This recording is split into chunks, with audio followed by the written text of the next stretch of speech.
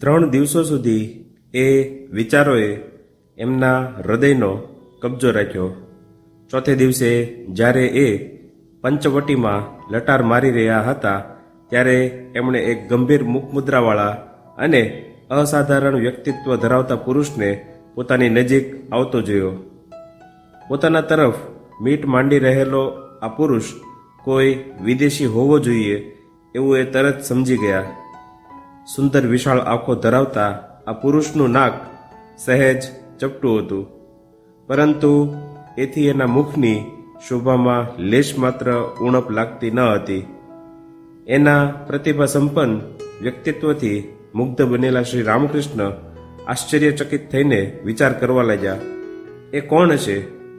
એ પુરુષ તરત જ નજીક આવી લાગ્યો અને શ્રી રામકૃષ્ણના અંતરમાંથી એકદમ ધ્વનિ ઉઠ્યો, મનુષ્ય જાતિના ઉદ્ધાર માટે જેમણે પોતાનું રુધિર વહાવ્યું અને અપાર યાતનાઓ સહી એ જ આ ઈસુ ખ્રિસ્ત છે.